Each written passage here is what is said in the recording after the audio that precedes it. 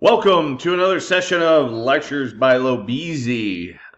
Today we are going to be talking about the start of World War II. A couple topics that we'll discuss. Joseph Stalin and the autocratic state that he created when he came to power. Some key things that we'll talk about is his 5-year plan, and then something known as collectivization. And then we'll go into some of the steps that he took to consolidate his power and control over Russian or Soviet society. We'll take a look at how the Western countries, the Western democracies, primarily France and Great Britain, but also the United States, how they sort of responded to the rise of these dictators. And primarily we're talking about Italy, Japan, and Germany. And so then we'll also talk about each one of those countries and how they contributed, how their actions contributed to the start of World War II. All right.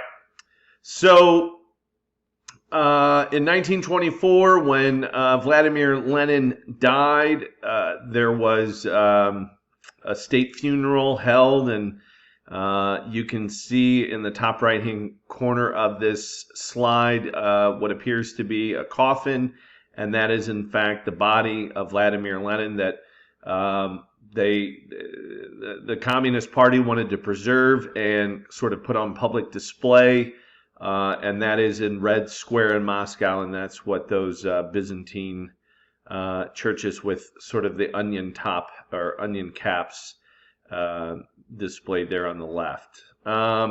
Okay, so after he died, there was a little problem as far as who was going to succeed him. The two main successors were either Joseph Stalin or Leon Trotsky, and we know that Joseph Stalin was successful. He was able to isolate Leon Trotsky. He was Stalin's position as the secretary of the Communist Party gave him the power to appoint other people within the Communist Party, and he appointed those people who would be loyal to him. So ultimately, he was able to take control, and by 1928, he had total control of the Soviet Communist Party. And so there's Lenin dies in 24, but Stalin doesn't fully come to power until 1928, and he's going to rule the Soviet Union as a brutal dictator until his own death in 1953. All right, so there's a picture of Joseph Stalin right there. And so he sort of deviates away from what Karl Marx had outlined in the Communist Manifesto, and that's something that is sort of like the rule book for Vladimir Lenin and all supposed communists. We talked about socialism and communism, a while ago throughout this course, but one of the things that makes communism what it is the withering away of the state. So that is sort of the final stage after socialism, when there is no powerful government necessary, and that people will sort of share all their resources and will have a utopia. Well, that's definitely not the direction that that Joseph Stalin took. In fact, he went the opposite way. He used his position as the secretary of the Communist Party to create a very totalitarian, very powerful totalitarian state in the Soviet Union. And it was a situation where all aspects of life was controlled by the state. Okay. So this is a map of the Soviet Union during the time of Joseph Stalin's reign, and you can see just how large it is. And despite its size, it was economically backwards, and that is because they never industrialized fully. And even though there were attempts made by going all the way back to Tsar Alexander II, and then his son Alexander III, and then his son Tsar Nicholas II. It never really fully took place. Okay, and so when Stalin gained power, he saw the situation where the Soviet Union was so far behind the rest of Europe, and he felt that that made them vulnerable. And especially since they were a communist state, most of the Western European countries were fearful and not friendly towards the Soviet Union. And so Stalin felt that, for the Soviet Union to remain safe from its enemies, they were going to need to build up their military. They were going to need to modernize their economy and to fully industrialize so that they could become a powerful country. Okay, and so this is in red because it is addressing sort of his major goals, which in the study guide appears as a question about his 5-year plans, which I'll be getting into now. All right. So in 1928, he proposes, well, he gives a speech to the Politburo, which is sort of the executive branch of the communist state, and he says that the Soviet Union is 50 years behind its European neighbors, and they must make up that that difference within 5 years, or they will face destruction. And so that's sort of where the term 5-year plan comes from. Also, it was truly a 5-year plan, and he hoped to drastically increase their industrial output. Okay, and in order to do that, he brings full economic activity under governmental control, something that we call a command economy. So all decisions are made by the state, as opposed to a capitalistic or a free market economy where those decisions are made by the people, the producers and the consumers, and that the marketplace and the invisible hand of the marketplace makes those decisions. So what will happen is in his first 5-year plan, the focus is going to be on heavy industry. Okay, so creating electrical plants, and that's primarily going to be powered by coal, and so they're going to have to make sure that the infrastructure of the Soviet Union, especially they're going to start in the major cities like Moscow and St. Petersburg, and they want to make sure that they have enough electricity. And then there's going to be a huge emphasis on steel production. So there's going to be steel mills and as well as iron mines. They're going to try to produce as much oil or petroleum products as possible. So they'll look to create several refineries at the same time, and they're going to continue with the railroad production throughout the country. All right, so there's a lot of things going on, and there are these tremendous quotas or numbers of that they have to reach, that they have to meet in order for it to be successful. So there's going to be a lot of pressure put on the workers as well as their managers to make sure that they're being productive and reaching those goals. Okay. What we look at here, this is just a little graph or chart that shows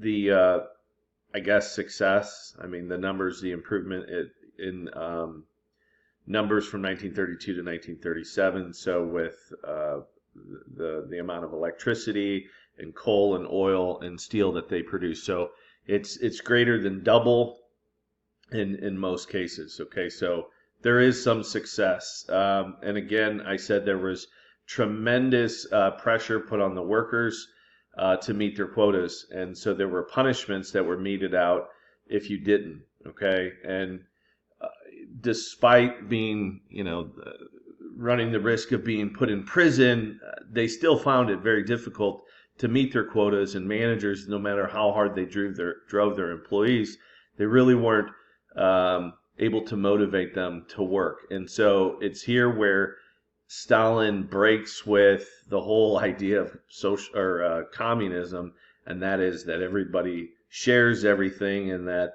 everybody gets an equal share. In order to incentivize their workers, they have to sort of promise them with rewards, financial rewards, and that's exactly what happens. And so even though the whole idea behind communism is that you have a classless society, under Stalin especially, well, really throughout the whole history, the 70-year history of the Soviet Union, there was a class system, and those people who were at the top were the people who were the most educated, and then they had greater wealth and more possessions than did the average person. So the whole idea behind communism of the Soviet Union was all based on a lie, many lies, in fact. Okay, so the next thing that he needs to do is increase the amount of agricultural output. And so this is where the Soviet Union or Russia is really backwards, because they really haven't changed much as far as their agricultural farming techniques for several centuries. And so what they need to do is they need to be able to do two things. They got to sell or be able to feed their industrial workers, provide them with enough food to make sure that they're fed, but they also have to produce enough agricultural products that they can sell them to other countries, to export them. And that was going to be used, that money from the selling, to foreign countries of their agricultural products, that was going to be used to bankroll and finance the 5-year plans. Okay, and so this is where Stalin comes up with a big idea. Okay, and this is a very experimental project that he wants to implement. Essentially, what he wants to do is he wants to make farms giant factories. And so in order to do that, they're going to have to seize all the privately owned land. Okay, let's not forget, one of the ways in which Lenin sold the Bolshevik Revolution was that he promised peace, land, and bread, right? And he promised land to people, something that these peasants, these serfs, never had. And so that's why people came out and supported Lenin in the first place. Well, now they're being told that they have to surrender their land, and then they have to move to these giant state-owned farms called collectives, and that they, along with other families, have to work the land together. Okay, and then at the harvest time, the state is going to send out like governmental officials to take all the food that like they were required to produce. Like they would be given a quota, and the state would come in and seize all of that, and then whatever was left, they could use to feed their families. Okay, so first off, if you own land and then the government comes in and tells you you have to give up your land, that's not something that many people are going to be willing to do. And there was a group of people known as the kulaks, who were sort of like the wealthier peasants who owned a lot of land. Those were the ones that resisted the most fiercely. Okay, and so Stalin sends out his secret police and starts rounding these kulaks up and sending them to these forced labor camps called the gulags, which I'll talk about in just a moment. But a lot of peasants resisted. And the way in which they resisted was that they killed their livestock, because they were going to have to turn over their livestock and all of their machinery, all of their equipment to the state. The state was going to seize everything, and they were just going to have to go where they were told and then, move somewhere else. And so a lot of people sort of, wanted to prevent that from taking place. So they killed their own animals and they destroyed their own equipment rather than turn it over to the state. And so during this forced collectivization, a lot of people are sent to labor camps to work, and many of those people die.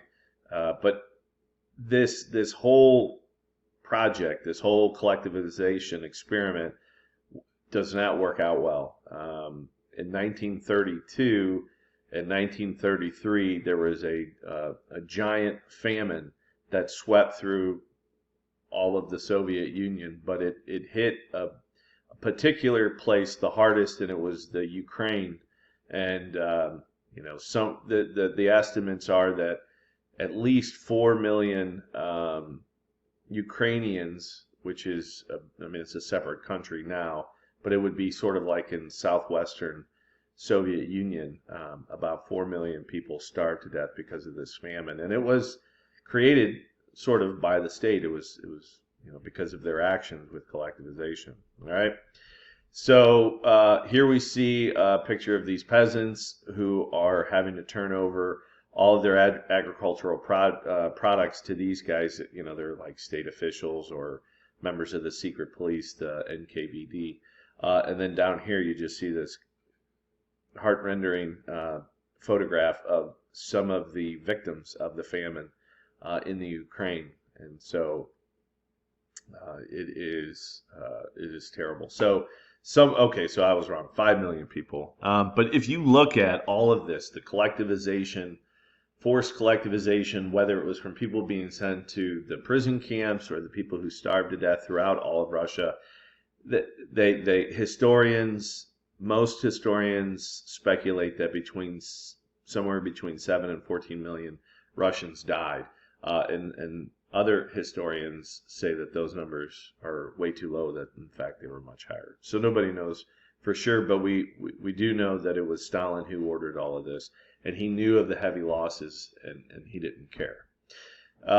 So this really, I think history does a good job of, sort of revealing how evil Adolf Hitler was, but for whatever reason, there just doesn't seem to be that same kind of lens placed over the reign of Joseph Stalin. He was every bit the barbarian or brutal dictator that Adolf Hitler was, and in many cases he was even worse, if that's possible. But in order for him to consolidate his power, he used the collectivization to make sure that the peasants, who made up like 80% of the population, wouldn't revolt. That he had them under his thumb. And then he utilized other, sort of similar tactics for the rest of the country. So it says here, he used secret police, torture, and violent purges to ensure obedience. And terror was a weapon that he used ruthlessly on his own people. All right. So if you were suspected of being disloyal, you could be sent to one of these gulags, which was a prison work camp. And if you were, hurt or too sick to work, you ended up, sort of behind barbed wire, and the conditions there were no better. All right. So the gulag is a name of, they're basically concentration camps. We know what those are with regard to Germany during the Holocaust, but the gulags, it's a system of prison camps all over the Soviet Union. But most of the time, they were in what is called Siberia, which is like north central Russia, and the conditions there, especially in the winter, were brutally cold, and people were, made to work, being exposed to the elements, and most people died. Very few people survived those prison camps. All right.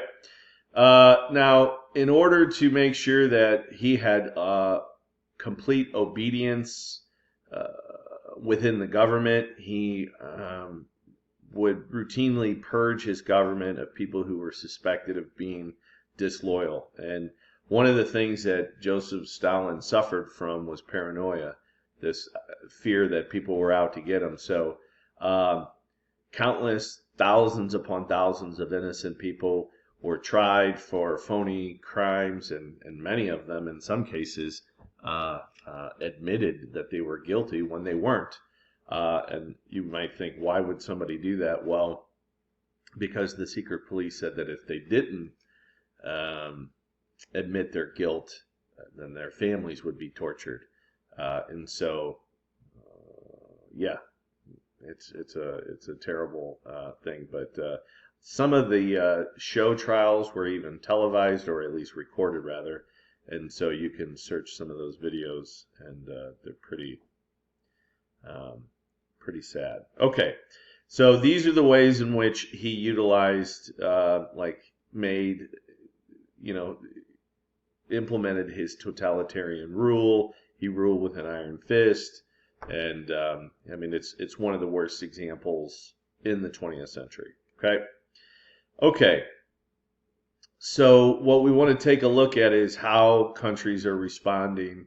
Like I said, Western democracies like France, Great Britain, and even the United States, to the actions of Germany, Italy, and Japan against their neighbors. Okay, and pretty much they're not gonna they're not gonna do much, and that's mainly because of how devastating World War I was.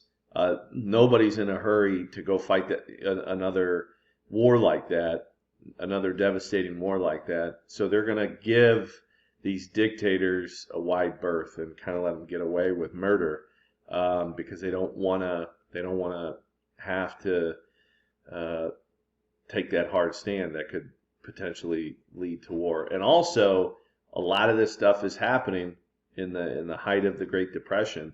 And so these countries are broke. They don't have the money to, invest, the tax revenue to invest in their militaries. And so they're really incapable of doing much. All right.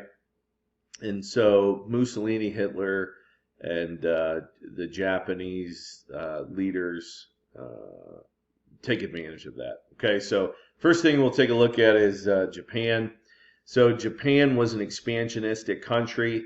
We talked after the Meiji Restoration, and they modernized. They realized that they lacked a lot of natural resources, and so they were going to need to go elsewhere to take that. So they invade Korea. They even fought Russia to lay claim to land, but they wanted more. All right, and so in 1931 they invade Manchuria. The League of Nations that was created at the end of World War I was supposed to do something about it. That was the whole purpose. They were to prevent acts of aggression. But remember, the United States wasn't a member. And so really, this League of Nations, this organization, was really powerless to do anything about it. They condemned the actions of Japan, so the Japanese just quit the League of Nations. And then in 1937, they invade mainland China. Okay, and they sweep from Manchuria down to the eastern coast of China, and they do some terrible things to the civilian population. All right, and one of those incidences is known as the Rape of Nanking, and that was when the Japanese soldiers were given a free hand to do whatever they wanted to the civilian population. And for about a 6-week period there in 1937, they brutalized the Chinese people in Nanking, and that today is known as, that atrocity is known as the Rape of Nanking. Interestingly, the Japanese even today claim that it was grossly exaggerated, that the death toll is nowhere near what the Chinese claim. So the Chinese claim between 200 and 300,000 civilians were victimized, and some of the worst things that you could imagine being done to people were what was done, and the officers of the Japanese soldiers allowed it to happen. And after the war, there's going to be some justice. Those officers, many of them that were present and gave the go-ahead, a lot of them are going to be brought to justice, including either being put in prison for the rest of their life or even executed. Okay, so it was a very real event, and so the Rape of Nanking. All right. So Japan is allowed to get away with that. Nobody does anything. And so now Italy begins its acts of aggression. Okay, so if we go back to our imperialism unit, we remember that Ethiopia was able to remain, it was one of the two African countries that was able to remain independent. And remember, they had an emperor who was able to build up their military by conducting trade with Europeans, all right? And so they defeated, who was that? Menelik II, right? And Menelik II was able to defeat the Italians in 1896 in the Battle of Adowa, all right? And so when Mussolini takes power, he wants to sort of avenge that humiliating defeat. And so in 1935, Italy invades Ethiopia, all right? And so these are some of the, so this, it says Abyssinia, that's another name for Ethiopia, but that's where it is. It's in northeastern Africa. This is called the Horn of Africa, and that's right where Ethiopia is. So they invade, the Italians already had Libya, and they had this area, which was called Italian Somaliland. And so in Eritrea, right here, they invade from, okay? So the Ethiopian military doesn't have modern weaponry. The Italians roll in with tanks and airplanes, and they even use poisonous gas against the Ethiopians, and they're powerless to do anything.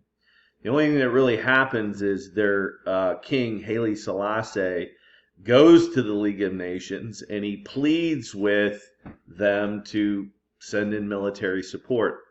The League of Nations condemns the actions of Italy, but they don't do anything about it, all right? So there's a question on the study guide about that. All right. Yep, we just talked about that. Let's move on, all right, and talk about how Germany first defies the Treaty of Versailles. And so what Hitler was really trying to do was to see how far he could push and see how much he could get away with. And one of the first things that he does is he violates the Treaty of Versailles, which said that Germany could not have an air force, it couldn't have a navy, and it could only have a 1,000 or 100,000 man army. Okay, you might remember that from the Treaty of Versailles. So the first thing he does is he violates that by building up their military to 500,000. All right, and he builds and starts building a modern navy and air force. All right, and the Western countries don't do anything. A lot of people feel like by this point, a generation has passed. It's been 20 years since the end of World War I, and so a lot of the outrage, and the anger that people had towards Germany at the end of World War I is gone. In fact, a lot of people are sort of feeling sympathetic for the Germans. They feel like, Germany kind of got a bad deal, a raw deal. So, so they're building up their military. Who cares? All right. So one of the first things that he does that's sort of an act of aggression is that he remilitarizes the Rhineland. Okay. And that was supposed to be a buffer zone because in World War I, Germany, had invaded France, right? And they're neighbors towards each other. So to sort of give France a feeling of security, they had this strip of land on the border. Well, it was in Germany, but it bordered France. It's called the Rhineland, and they said no military there. And so Hitler violates it by sending in his military, and he waits, and nothing happens. Again, the Western countries don't want to refight World War I, and so they don't do anything about it. All right? And also because they were kind of lacked the money because of the Great Depression. And then if you look at the United States is like, look, we have an ocean between us and Europe. Thank you very much. The Atlantic Ocean keeps us safe from all the chaos of Europe. We bailed you guys out once. We don't want to do it again. So what the Congress does, the United States Congress, to make sure that the United States doesn't get involved in another war, is they pass something called the Neutrality Acts, and it says American businesses can't conduct business with countries that are at war. We can't ship supplies. weapons, any of that. Even in fact, they go so far as to say Americans can't even travel to countries that are at war with one another. So there's a lot of what we would classify as pacifism, this desire to avoid war at all costs. Okay? All right. So what ends up happening is Italy, Germany, and Japan sort of form an alliance with each other. Okay? And more than I mean, it's less an alliance than it is just an agreement to kind of stay out of each other's way. All three countries are looking to expand their boundaries. All right, they just want to make sure that they don't step on each other's toes. So the Rome, Berlin, Tokyo axis is more about that than them sort of working together and fighting together. Although the Germans and the Italians will do some fighting together once the war begins, but for the most part, it's just a promise for them to. It's not them joining forces, like I said. It's just they're staying out of each other's way. And when World War II starts, they're going to be known as the Axis powers. So it'll be the Axis versus the Allies. Okay. So we want to take a look at some of the other acts of aggression that Hitler perpetrates, and this is what's going to really bring about World War II. Okay, so if we go back and we take a look at his book, the book he wrote when he was in prison after the beer hall putsch, the attempted overthrow, he writes his book Mein Kampf, and in Mein Kampf he talks about like the goals that Germany has, or that he has for Germany, and that is he wants to unify all German-speaking people, and then he also wants to establish Lebensraum, okay, which is German for living space. And so what we're going to see is him begin acting that out, okay? So the first thing that he does is he annexes Austria, his home country. Remember, Austria is it's a separate country, but these are people who are ethnically German. They're German-speaking people. And so he wants to unite all German-speaking people, so that's the first thing he does. He performs the Austrian Anschluss, all right, which is a union between Austria and Germany, a forced union, okay? He sends troops in. There is no fighting. The Austrians pretty much just surrender. So the rest of the world takes notice, but again, they're too afraid to do anything about it, and that's primarily France and Great Britain, and they certainly can't rely on the help from the United States, at least not yet, okay? So Hitler is allowed to do that, commit that act of aggression, and nobody does anything, okay? The next place that he begins looking towards is a place called the Sudetenland. All right. Now, where is the Sudetenland? Well, here's Germany. All right. This is Germany after World War I. Okay. Well, and then actually after the Austrian Anschluss, because this is, and that right there is the Rhineland. I was mentioning that earlier, and that's what he remilitarized. Okay. So hopefully that helps bring you up to speed here. Okay. So at the end of World War I, at the Treaty of Versailles, they created 9 new European countries, right? Because of self-determination, right? They created Latvia, Lithuania, Estonia. These are the Baltic states. And then they created Poland, and then they created Czechoslovakia, and they divided up Austria, which is here, and Hungary, and they created Yugoslavia. Okay, these countries already existed. All right. So in order to give Czechoslovakia land, they carved out land from Germany, all right? And so what Hitler is saying is that there's an area, okay, and that's sort of in red here, and you can see it down here too. It's a little closer, a little zoomed in, I guess. All of this area here are where German-speaking people live, okay? Sudeten Czechs, or, German-speaking people inside of Czechoslovakia, and there's about 3 million of them. And according to Hitler, they're being discriminated against by the Czech government. They're being abused, okay? And so he starts giving these speeches about how he's not going to allow Germans to be mistreated by anyone, and that he's willing to go to war to prevent this from happening. So he's really painting the picture like he's the savior of the German people. And, he's really trying to vilify the Czech government. All right, so he's threatening war.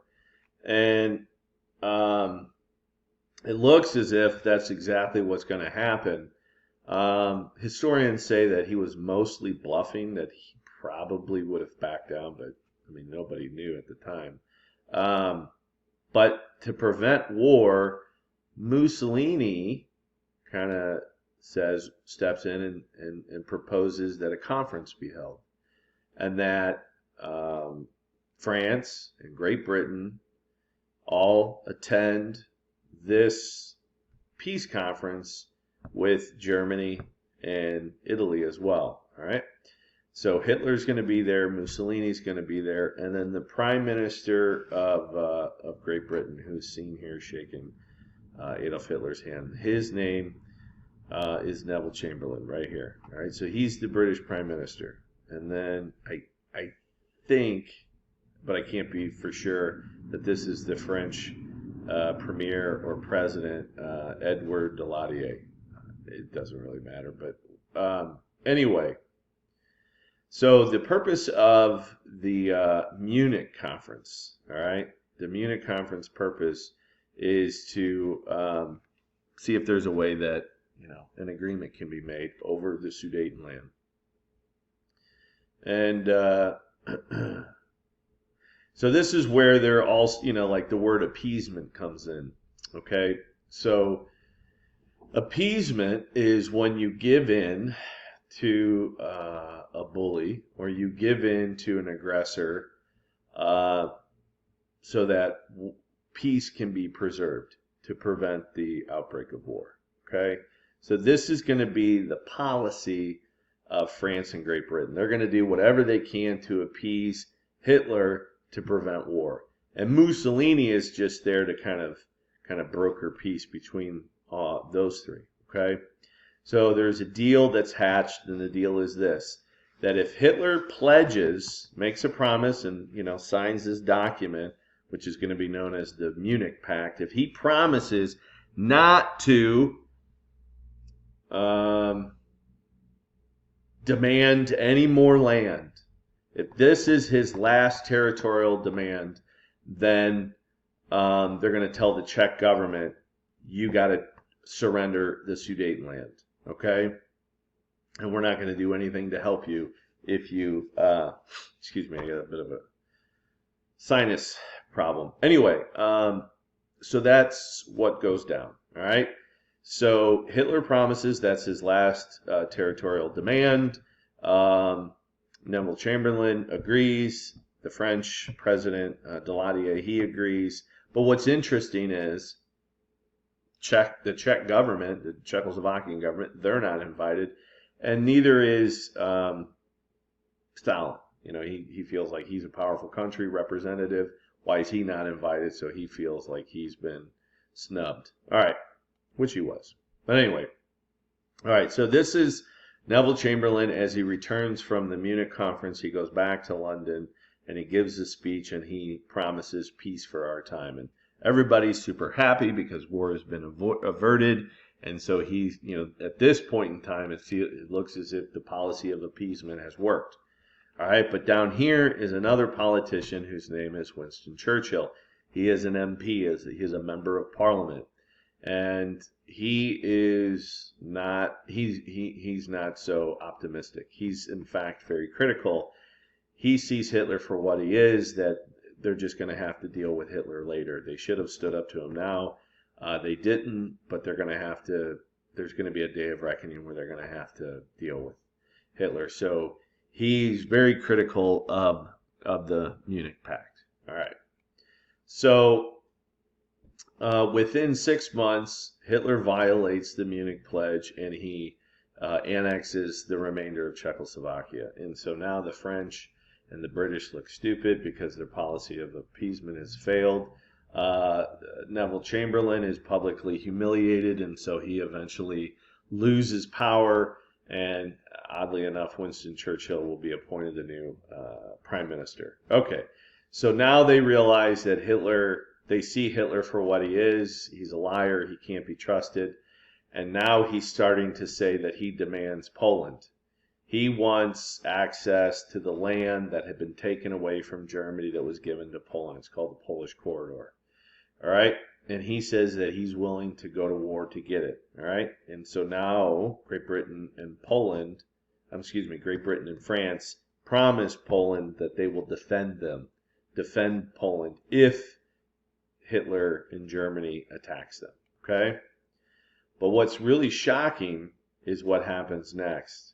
Okay, in August of 1939, it is reported that the Soviet Union and Nazi Germany their leaders have signed a Non-Aggression Pact. Okay, and it's really surprising because Hitler and Stalin hate each other. Okay, but yet these two enemies have come together to sign a pact. Now it's not a like peace agreement. It's just a promise to stay out of each other's way. All right. This is in August 1939, and everybody's shocked, and they can't believe it's happened. There's a secret provision, though, to this Non-Aggression Pact, and it's over Poland. Okay? Hitler wants to go into Poland, and he wants to be able to do that without going to, like, if he invades Poland, on the other side of Poland is the Soviet Union. If he invades Poland, the Soviet Union might attack, and he doesn't want that to happen. So he wants to avoid having to fight a two-front war. So he's securing peace for the time being with the Soviet Union. And for their part, the Soviets, they lost a whole bunch of territory. Lithuania, Estonia, Latvia, and Eastern Poland, that all used to be Russia. So he wants that land back. So basically, they signed this Non-Aggression Pact so that they can gobble up territory. Okay? So that's what happens. The following month, in September, Germany invades Poland, okay, to gain their lost territory back. Okay, so here's Germany, here's Eastern Prussia, which is still part of Germany, but this little piece of land had been carved out and given to Poland so that they would have access to the sea. All right, so I mentioned just a moment ago something called the Polish Corridor. That's this area right here. And so that was what Hitler was demanding back. But France and Great Britain told Poland, hey, we'll defend you should Germany invade. And on September 1st, 1939, Germany invades Poland.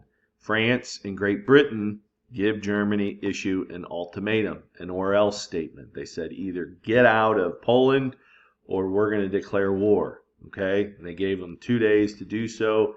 The 2 days came and went. So then on September 3rd, 1939, they declare war on Germany. All right, and so that date, September 3rd, 1939, is the official start date of World War II. Okay, so that does it for today. Thanks for joining me. I'll see you next time. Thank you.